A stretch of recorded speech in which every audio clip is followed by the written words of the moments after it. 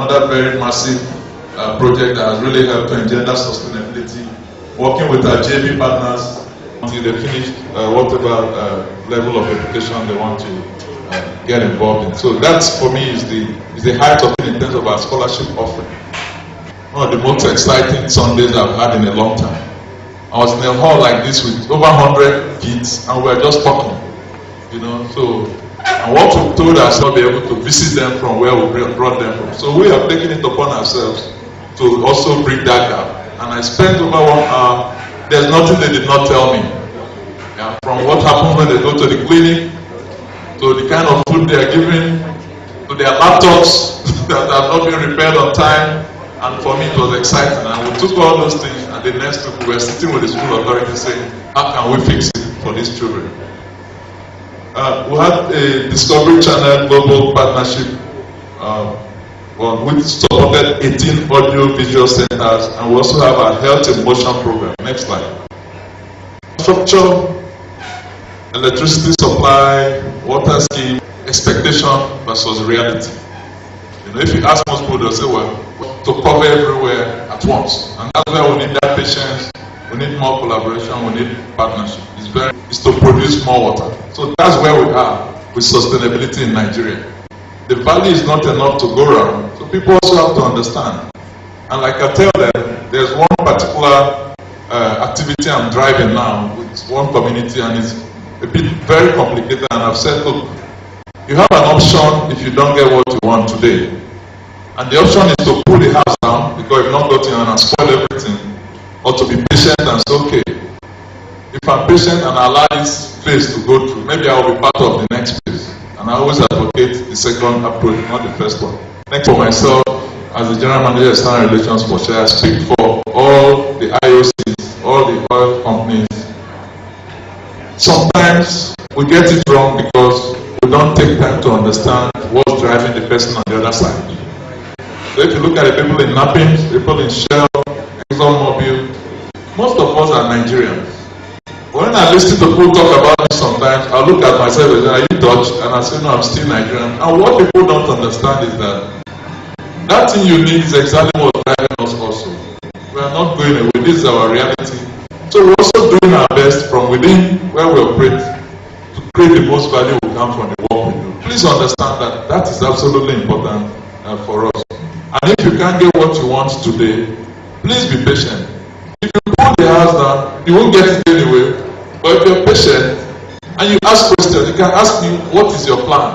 How am I sure something will get to me? If we could not deliver all what you want at $100+ per barrel,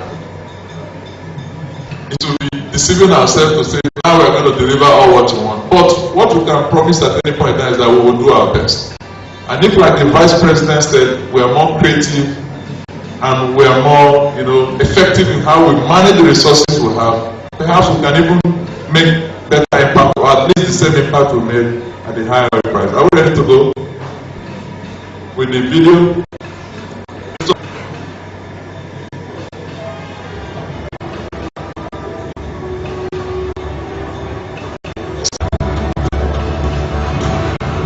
What we do with LiveWire is to select entrepreneurs, train them, provide them with the required support in terms of startup funds, kits, and also go to the extent of mentoring to actually follow through. So it's all about creating employers, not just giving people jobs. We rolled out in last year, 205 youths. We started in 2014. By February this year, because before my life was not like this. I'm a shareholder of my own company now, so I'm feeling good. This is what took me to here, my workshop here. I used to wake up in the morning, go to inside my workshop here and start my work. Evening I close my work, go to my house and sleep. So the person started taking the responsibility now of the household. I can manage my own business. I'm able to employ students. I'm ready to teach them based on what I've benefited from the shift because they are really from my life.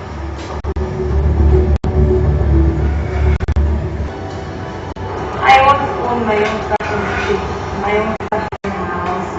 I want to have my own brand, and I want to make a fashion statement, not just in Nigeria, but the entire world. And I want to say thank you to Shell Live for me on the track to achieving my dreams? Currently, oil and gas, our social performance and social investment programs in Nigeria. So I think it's just the right thing to do, and that's why we made that conscious decision to continue.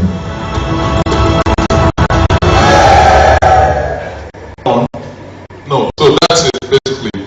So to thank you and to wrap up, I want to read that mission statement again. Finally, this is the first time I paid attention to it, and it's very, very powerful. And if we really have that in the back of our mind, I think we'll make a lot of progress. It's to facilitate the rapid, even and sustainable development of the Niger Delta into a region that is economically prosperous, socially stable, ecologically regenerative, and politically peaceful. We can juxtapose this against the reality of what we have today. And don't be afraid, be real. You can see that we are a very long way off, and that means we have to work better and faster, and collaborate and partner more. Thank you very much. An inclusive growth, a new development agenda for the Niger Delta region. The speaker has told me that he has slightly modified the topic, and that is allowed. The speaker is Professor Ndem Ayara, Commissioner for Finance and Chairman Economic Planning of the Cross State Government, currently Dean of the Faculty of Social Science, University of Calabar. Professor Ayara, please. To the second half. I like playing second half because it is the second half that will determine the win.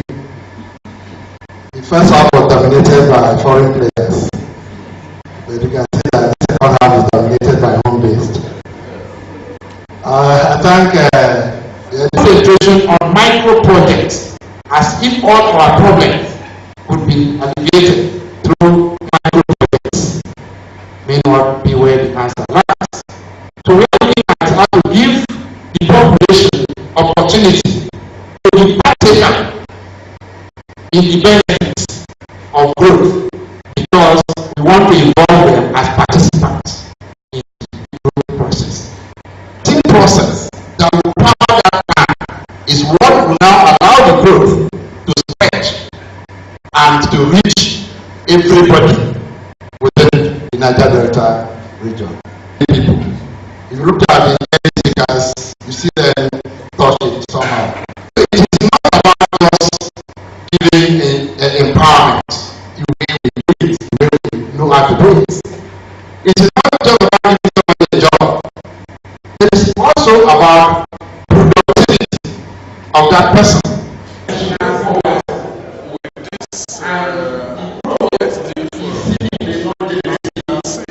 Various stakeholders have come together to work out sustainable strategies that can help develop the region. And you agree with me that developing the Niger Delta region is not the sole responsibility of NDDC. NDDC as an interventionist agency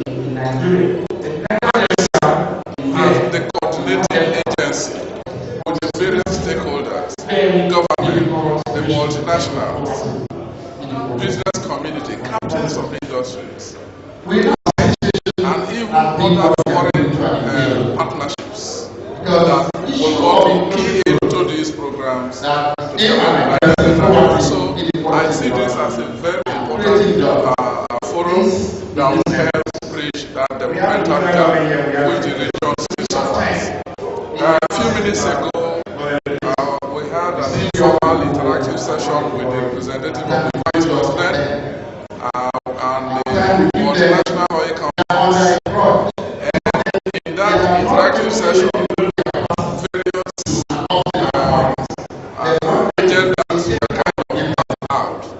All these were encompassed in a communique that we issued tomorrow for the way forward. I believe strongly that this forum will provide necessary platform for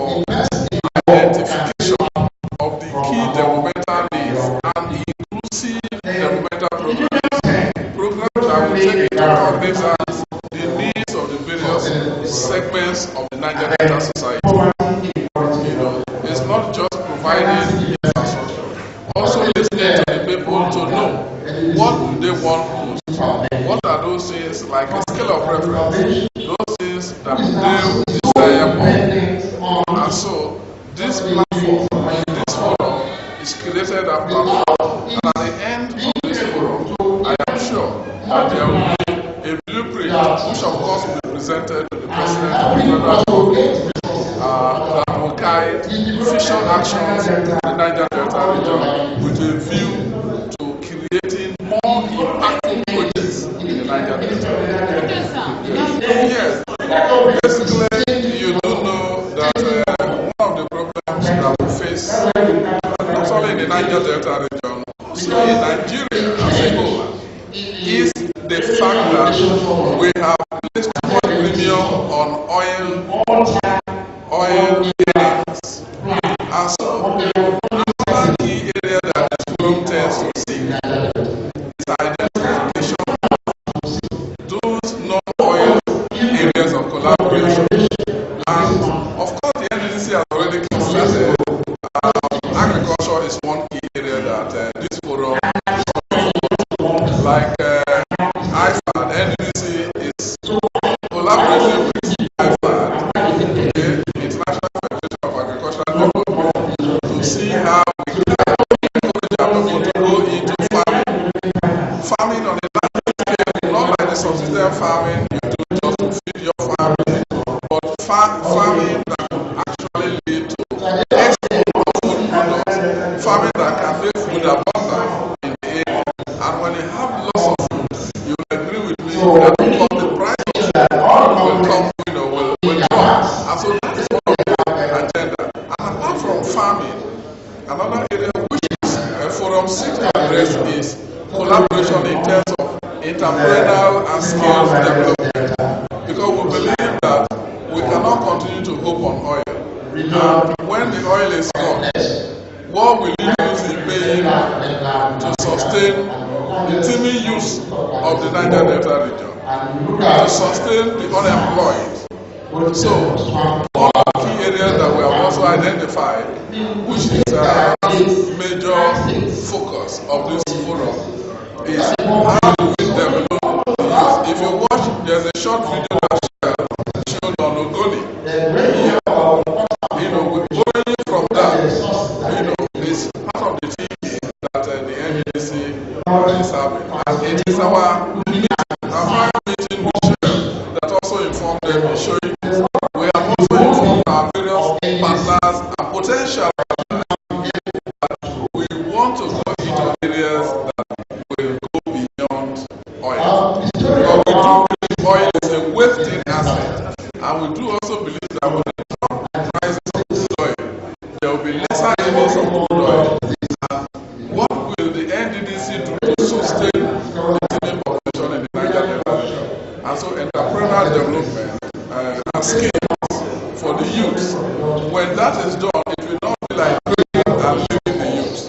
This will be training and equipping them with both materials and the financial wherewithal to be able to start up programs for themselves. And so that is one key area that the forum is looking for.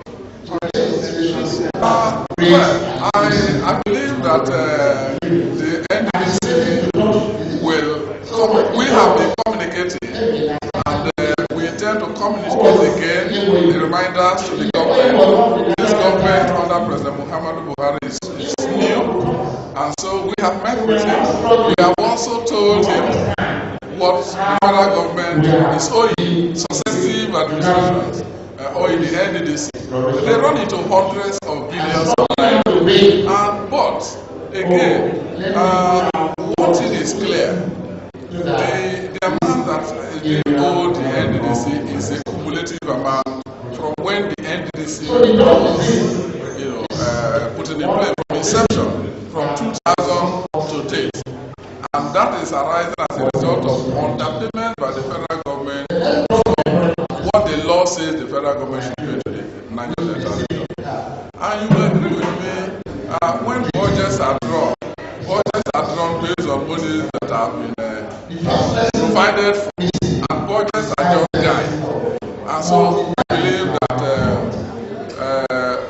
new administration will look into these outstanding debts and see how they can work out an amortization schedule to clear them, so we are able to engage these programs we are talking about. Part of what we are talking about. When these monies come, they will not be just for projects, not just for roads. There will be human capital development and skills so that the youth will be self-sufficient. Thank you very much. Way, a new vista of understanding that the biggest resource we have in the Niger Delta is not just oil, it transcends oil. The youth, before they even call out for assistance, must be given assistance from birth, so that we have a planned primary education that is able to give them what they can do in terms of skills and dreams and education. Then we have an integrated secondary education that builds up on the primary one, where they will be thinking about problem solving, global problem solving. The case study that I gave during my speech was the computer technology. If you ask the youths in the Niger Delta now, how many of you have a mobile phone? Most of them have 2 mobile phones. If we are able to show them mobile technology, they will develop apps. And I gave an example of a 17-year-old. 17, that is somebody that is not even finished his diploma, that was able to write one app, and that app sold for 20 million pounds or 30 million dollars. That is not exclusive to anybody. That anybody that has a mobile phone can do that. So that the youths of Delta must be given the tools. They must be given. It's not an alternative, because they are our children. They are not just youths. The people that came out of our mother's womb, that came out of our wives' womb, that must be looked after by giving them hope, aspiration, and then turning that over with industrialization. Those are not interested in technology. Look for areas where they are interested in. Build industry development, because everybody needs to be engaged and fully employed. I know that it's a different world. What existed in the 90s is different from what's existing now. The world has moved very, very far. The traditional professions are collapsing. New professions are emerging. If only they can get that vision, you see that they will pursue that and forget about all this hung up about natural resources. Natural resources will be fine and they are depletable. They will reduce with time. They will vary with the market. But if you have skills, they are not depletable. Because the more skills you have, the more you can build on the skills. And your skills will be selling everywhere in the world. The app you build here will sell in India, it will sell in China, it will sell in the USA. So you can export the apps. The beauty of Niger Delta is that we have our neighbors that are French speaking, the Cameroon. If we give all our students the opportunity to learn another language while they're in primary school, you know what happens? We will naturally be able to take control of the region, ECOWAS. We will not just be sending goods, we'll be able to send services and professional services and be able to export skills. Because the West African sub-region depends on Nigeria for leadership. And if we provide that leadership in education, we can do that very easily in education. We can do that very easily in law, because the entire ECOWAS parliament is in Abuja. As a regional power, we can train our men and women to dominate the area. And so it's not too hard a thing to do. We just have to develop things in this direction. So we get lazy by the easily available oil and oil-related. The lower end. So you can see the inequality that we talk about. There is a high level of income inequality. This program is lowest 20% get. Compare what the lowest 20% get year on year, and compare what the highest 20% get year on year. So equality is not a concern. There is hope for us because I think that the sustainable partnership that is coming back is a paradigm shift where partners will be made to pool the risk. Individual states have been trying to manage governance and intervene in various sectors, but I think that a PSD forum is where there is the ability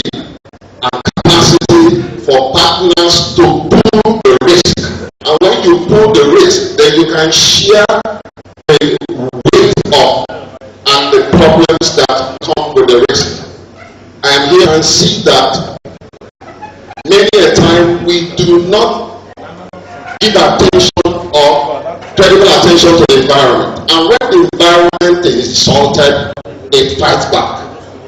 Now, it is not a coincidence that today leaders are converted in France to talk about this emerging threat. Next slide. Problems don't wait for you to keep having conferences and keep planning and keep budgeting. Sustainability zero.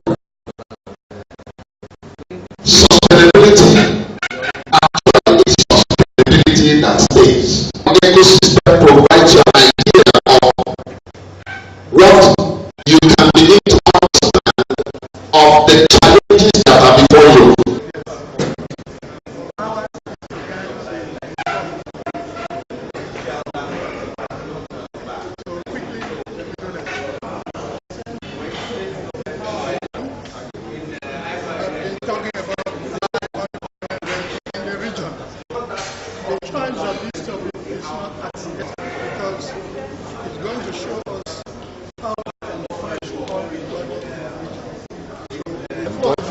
Just to help us to be able to discuss two things, two areas.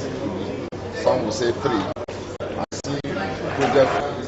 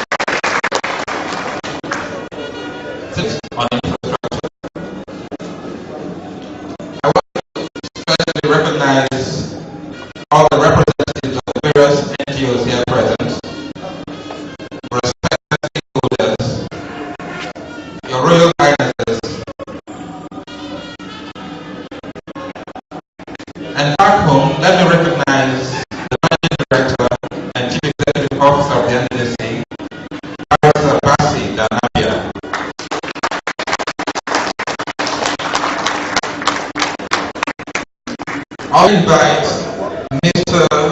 Danny Bobosi.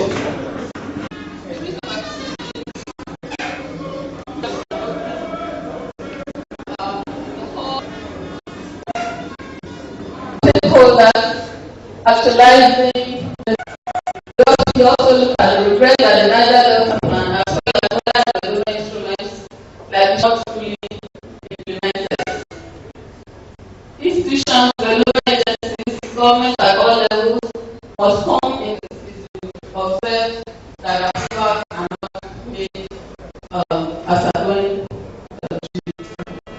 that the PSD concept was actualized by the Secretary by an expert service provider in 8 universities, initiation, medical mission, and overseeing postgraduate areas of partnership. And that there is a collaboration between SPDC and NDDC in the Ogbia Nembe Road project, and collaboration of NDDC with IFAD on agriculture. His address continues by saying, as well as the NDDC, in accordance of the Act of the NDDC Section 14, Subsection 3. A partnership platform for the past 3 to 4 years. Partnership is an ongoing working relationship where risks and benefits are shared. If we put together these 2 definitions, please, back up to the beginning of partnership. Now, if we put together these 2 definitions, there are 4 things I would like you to note. First, it is an agreement to cooperate. Like the Bible says, to be a partnership, there must be an agreement to cooperate. There must be mutual interest within the parties. The parties must have mutual interest in what the partnership is for. And NGOs write letters to oil companies asking them to partner with us on this and that. What they actually say is sponsor this or that for us. But they use the word partner with us. Meanwhile, it can't be a partnership if there is no mutual interest. The third thing I want us to note here is shared risk. Every party that is in the partnership must be putting in something. Something that you will lose if the partnership fails. You must contribute something. The contribution does not have to be equal, but there must be a contribution into the partnership. There must be risk shared. Finally, there will have to be shared benefits. Every party involved in a partnership must have something to benefit from that partnership. Now, there are several types of partnerships, but there are 2 types that people often confuse with each other. And those are the 2 I would like to just spend a little time on. The first one is PPP, Public-Private Partnership. Oftentimes when I tell people I heard it, they say, oh, okay, that's like a PPP. I said, no, it's not a PPP. It's the same thing. I said, it's like a PPP, but it's not a PPP. I would like everybody here present to give you knowing clearly what's the difference between a PPP and a PSD. Now, a public-private partnership is a partnership for a government service or private business venture. This means that, looking at that diagram, there is public investment involved, there is private investment involved. There is public return, there is private return, there is return for the public, there is return for the private company that is involved. Now, the key thing I want you to note here is that a PPP is a service, government service, or a business venture. It is done through a relationship. The PPP is not the relationship. The PPP is the service or the venture. So you look at the venture and you say this is a PPP venture or this is a PPP service. You know, the relationship, the partnership is just a relationship to bring to pass that venture. Now let's go to PSD because we're interested in PSD. That's why we're here. We'll spend a little more time on this. Now, partnerships for sustainable development initiatives that can contribute to the implementation of sustainable development. I'm trying to rush. I hope I don't do that. These PSDs are voluntary. When we're trying to establish the River State PSD, we're having difficulties getting people to sign up. And the few anyone that signed up were saying, why don't we get the House of Assembly to pass a law, making it compulsory for everybody involved in development in Rivers State to belong to the PSD. And I told them, if it becomes a law, then it's no longer a PSD. Because PSDs have got to be voluntary, they have to be multi-stakeholder, and there are initiatives directed at implementing sustainable development. In general, in 1992. Now, in that summit, member nations agreed on Agenda 21.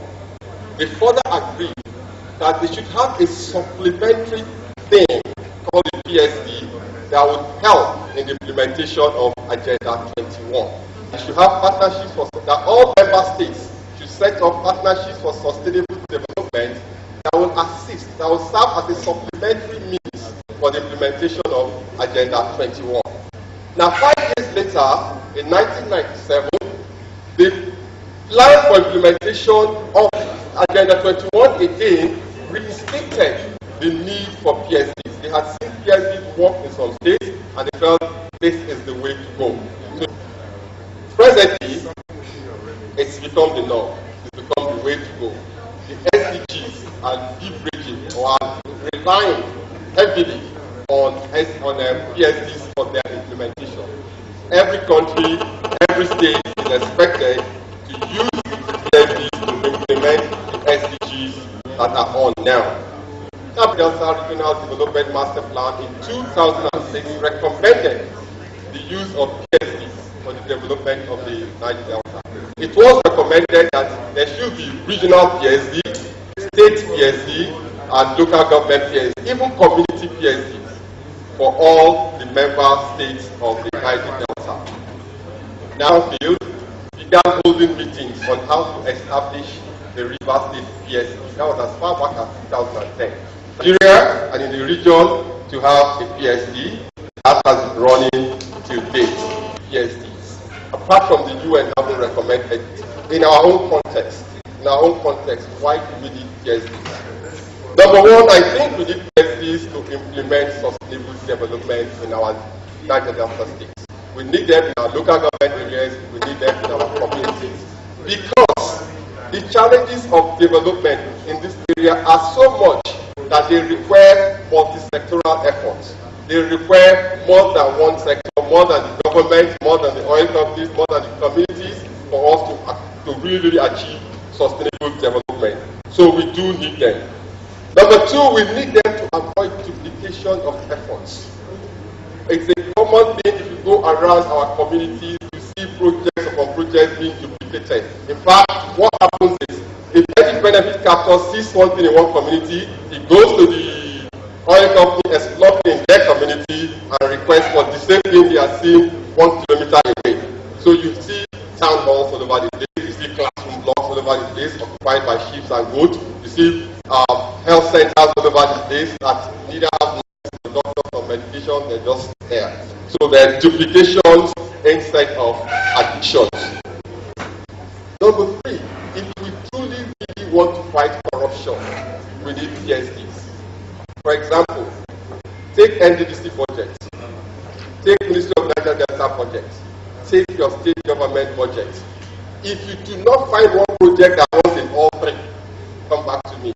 You will find at least one project that appears in your state budget, one road, appears in NDDC budget, appears in Ministry of Local Government budget, Ministry of Niger Delta Development, and maybe in another company's budget, and maybe in another person's budget. Now, if that thing is done, all 3 or 4 organizations tick it off. Who did it? We don't know. The budget is spent.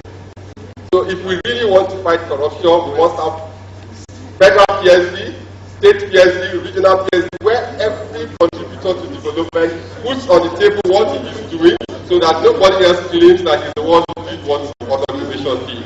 Or we don't we don't see what's going and where it's going. The next reason why we need PSDs for value addition. I just told you about classroom block all over our communities, health center, non-functioning.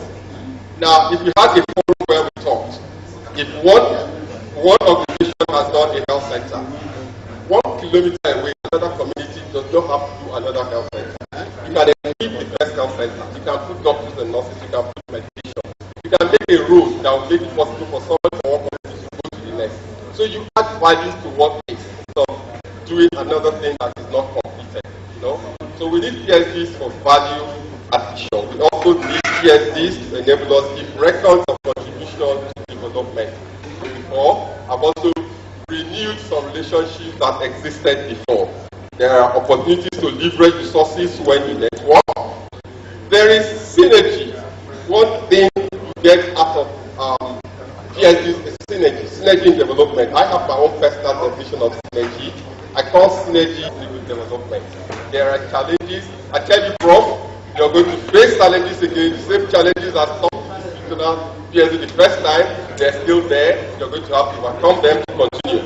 Number one challenge is important. Facilitating them, maintaining them, managing them requires form. So there's a problem of inertia. People are just reluctant to change. They're just reluctant to do things differently. This is the way we've been doing it. This is the way we want to continue doing it. That will always affect, will always be a challenging partnership. Sustainable development is far too important to be left in the hands of government alone. We who want the development must all be involved.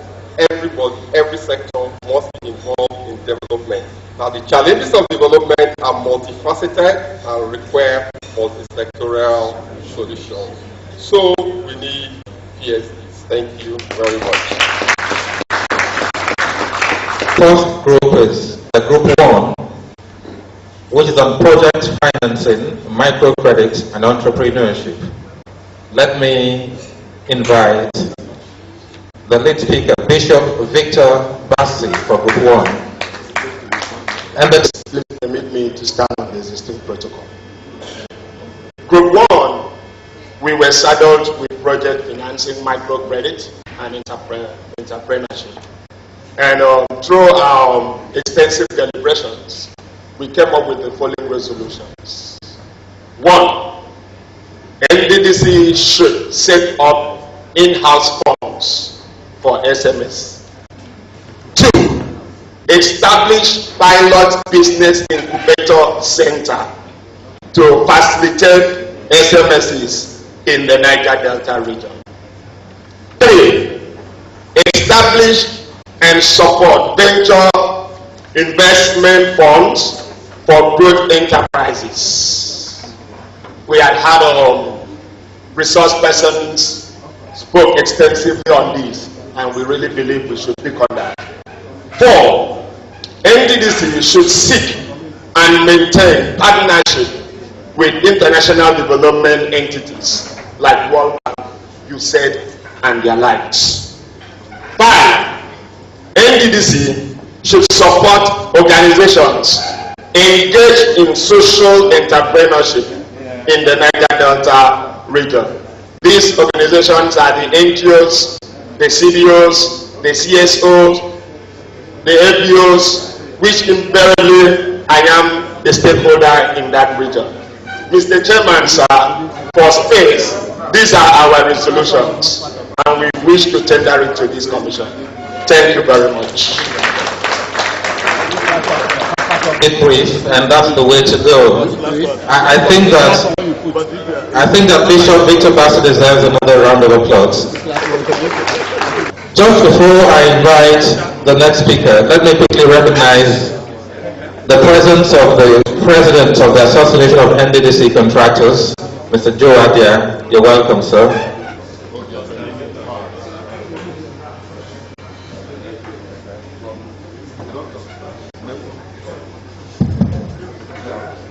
Good morning, ladies and gentlemen. This is the presentation for Group 2, and I beg to stand on existing protocols. For Group 2, we were looking at the theme of development planning, financial management, and budgeting issues. And then these were the members. Group 2 actually had the smallest number of participants, maybe because it had to do with planning and budgeting. Next slide.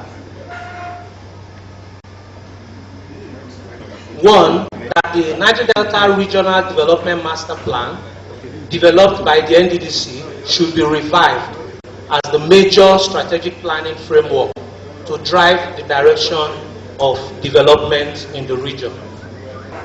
And also that the reviewed plan should incorporate a clear-cut policy for the maintenance and management of the biodiversity and ecosystem of the Niger Delta as a reservoir of wealth for the present and future generation. Planning to be carried out in harmony and synergy with other development partners, the state access international funds by development banks. Adopt a participatory budgeting process where all the key stakeholders of the Niger Delta region are involved in planning and budgeting process. This will enhance that harmonization. That there should be a return to the use of the medium-term expenditure framework in the planning of activities and projects of the NDDC in working on new ones. Finally, priority projects which have high impact to the region. And then furthermore, the Commission should embark on partnership projects which cut across the region. Such projects should be funded through a public-private partnership model. And also that the Committee of Eminent Stakeholders be constituted to assist the NDDC in soliciting for remitted funds that are due to the Commission. Thank you very much. My honor to call on Mr. Paul Obanwa. He's the lead speaker for the group and also Group Managing Director, Greenfield Assets Limited. Allow me to stand on the existing protocol. Yesterday we deliberated on collaborative investment using the partnership vehicle, public-private partnership approach to achieving those. And we concluded that the way to go about the non-oil wealth economic growth in the region would be to develop what to agree to be economic development centers, or which you might call economic development zones in the 9 states of the region. The economic development centers would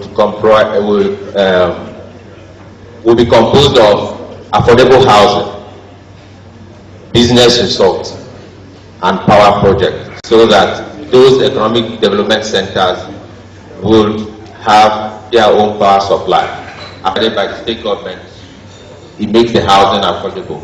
You can agree with me that the major cost of housing is usually the cost of the land. This resort will include malls, will include light manufacturing facilities, where can be carried out. That most of the products we have can be exported.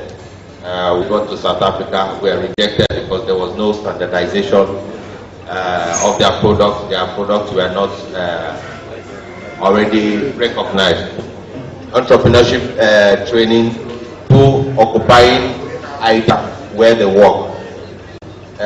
With stimulating economic urban development from that economic development zones. So it's just going to be the microcosm of what we hope the region will become yesterday. So we're looking at each state having about 1,000 housing units, the manufacturing clusters, sustainable development infrastructure, things like power, like I had earlier said, bringing in the private sector to play in this area. And one of the organizations, which happens to be an organization I represent, is willing to bring in financial partners in the form of development finance institutions, private equity investments, and even local banks to the tune of $350 million to seed that process. While the state government provide land, NDDC will be a promoter, will stand in as a promoter of this scheme across the region.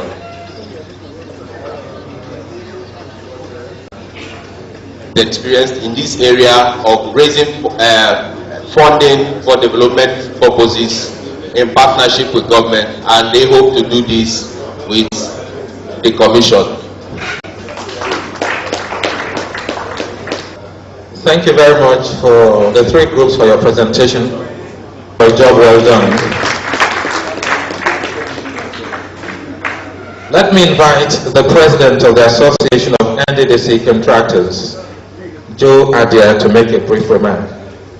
On the existing protocol, I want to thank the MD of NDDC very much for the recognition he has given to the contractors, which has not been in NDDC. Before now, a forum like this, the contractors are not recognized, but the contractors are 75% stakeholders in NDDC. A stakeholder is somebody that, if anything happens to the organization, you have something personal to lose.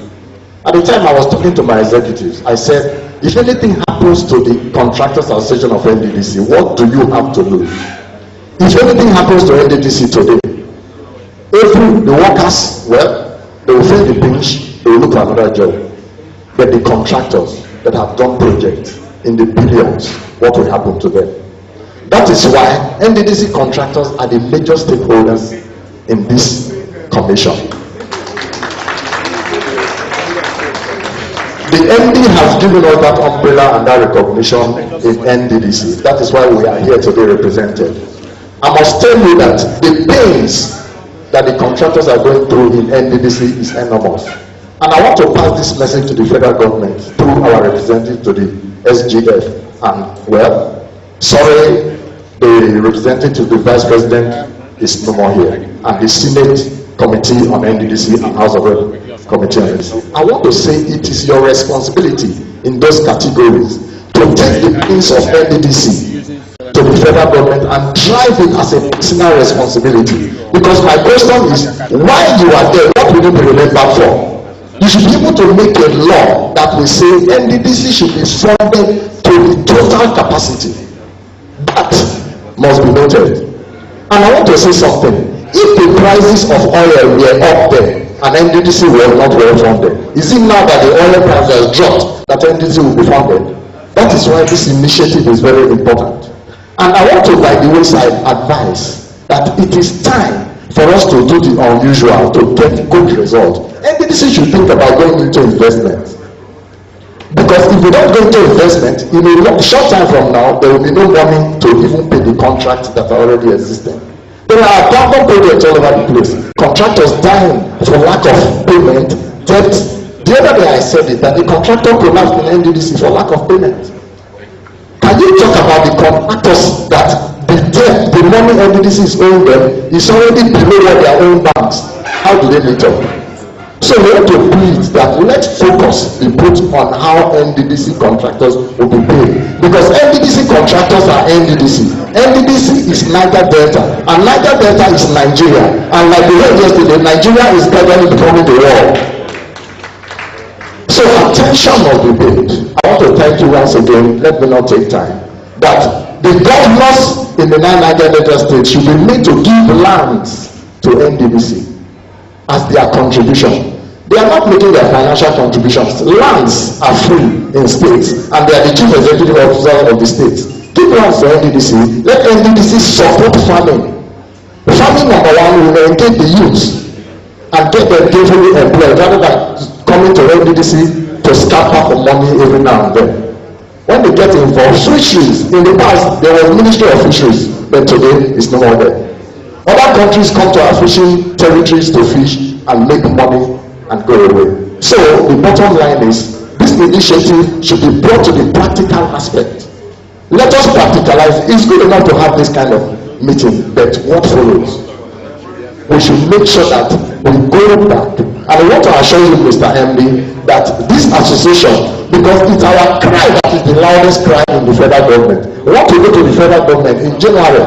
We want to gather ourselves and go to the federal government to cry to them to release money from NDDC. It's not enough for people to stand outside and say 20 billion was given to NDDC, 70 billion was given to NDDC, and meanwhile a budget of 300 and something was approved for NDDC, but nobody cares how much comes to NDDC. We want to be sure, we want to go to the federal government and cry for them. The MD might not have the capacity to go to the federal government and block the federal government gate to say release money. But we as the contractors who are dying by the day have the capacity to go there and show them what we are going through for them to release money. It is our right. I want to thank you very much, and Mr. MD, thank you for giving me the opportunity.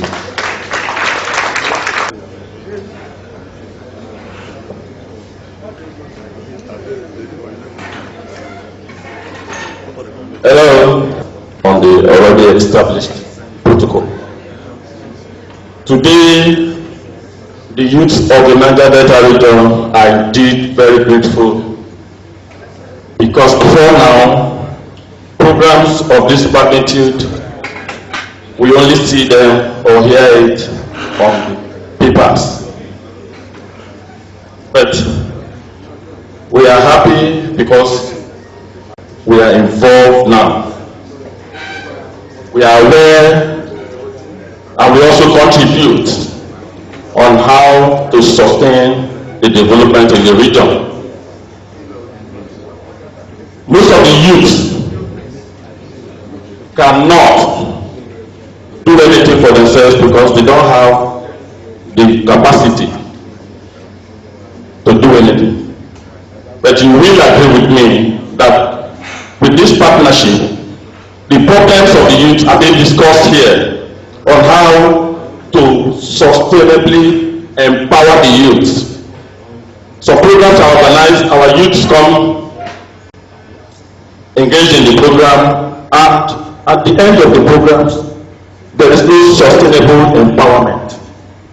We train without sustainable empowerment, and it is not good enough. That's why you see the youth come to the NDDC to cluster.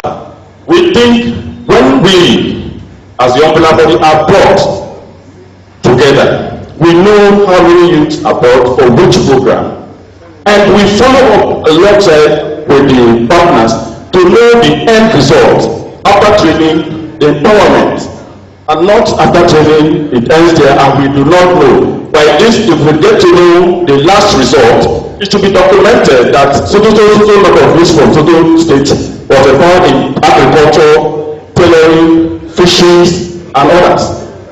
So but we still continue to appeal to the federal government because at times the information is that the funds are not available. So we are aware of the plight of the NDDC because of lack of funds. We, the youth of the region, are calling on the federal government to please quickly release all funds owed the NDDC. Because when our programs are not well funded, when we demand for our rights, they will say we are resting. But we are not, because we need to be more economical. So we want to thank the NDDC so much for this idea of bringing us together on board, and we want to assure the NDDC that we are together with them in this struggle and will always give them our support. Thank you, sir. Thank you. Usman, a former member of the House of Representatives of the Federal Republic of Nigeria. Please, can we put our hands together for him? You signify by... So Jasper Jumbo, MD, respected leaders on the high table, let me please stand on the existing protocols. I listened to a gentleman talk about microcredits. What about microcredits does he have in mind that NDDC should go into? A dole-out to the women? He didn't tell us how NDDC will recover such microcredits or make it cyclical so that it will, recycle. You can have a base. If we are talking of sustainable development, we shouldn't be thinking of going out. I think NDDC should stop that. That is not part of their mandate. Their mandate is to grow the economy. I want to see a situation where the NDDC is giving a job to Zero, giving a job to Julius Berger, and getting Julius Berger to take 20 youths from each of the communities they will pass and train them in skills. I can see a situation where my friend Cosmos wanted to build a house. He went to Togo to people who will do the POP. We should be able to train our Nigerian boys to do quality POP. You want to do plastering, you go to Ghana. These are the type of interventionist things we expect NDDC to do. I want to see the boys that went to the creeks, risk their lives to challenge Nigeria because we want to have a part of what is on our land. I want to see them trained on how to develop their areas in the creeks. I want to see them build fish ponds in those areas. Start agricultural projects. Throughout this discussion going on right there, nobody really talked about agriculture. I listened to my friend Dr. Oteka yesterday talk about climate change. I didn't take it serious. I was laughing. I'm a consultant environmentalist amongst other things. But that is the reality of what we're going to face. Apart from the degradation of our vegetation by pollution, oil and gas pollution, and I'm happy the oil and gas representatives are here. I want them to listen. They should help us because they are Nigerians like us. When they decimate the fisheries, the basic communities in our backyard, the climate change will set in. The governors will take our money, they will go to the north, start agriculture because it's not going to affect them much, and if you want to secede, they will ask you to secede. So this is the time that we need to have NDDC. Everybody should look at it as a big challenge. Come in the next 5-10 years. How do we have NDDC provide us to develop from within? How do we turn around our economy? The Ministry of National Planning has a best for foreign development funds, for multilateral development agencies. How much of that fund has NDDC assessed and been able to assess? We see that some other NGOs are going to assess funds meant for Niger Delta development, and they divert those funds. Yes, good attempt, my friend Professor Ron, competent person. This is a major area Professor Ron and the MD of NDDC should go into quickly. We have funds in the Ministry of Niger Delta. It is pulled together. If you don't make a strong space, you can't get it.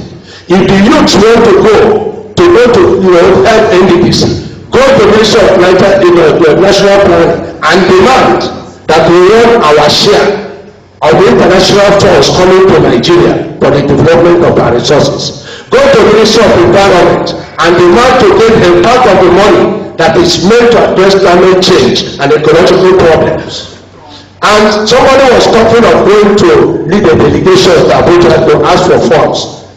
You need to send people that can look either the president, vice president, or anybody who is the people who have a name, who have some history to their names, who can look them and map as of right. If you take if you take somebody like my humble self, a few people, when we go there, we are not going to look for money. We are going to tell you because you of us qualified to be president of this country. I understand that. And we have served this nation just like any of them. I see that one of my men, he knows, I know like Osman. He served under me, he knows what I'm telling you. When we go there, we'll tell them the way it is.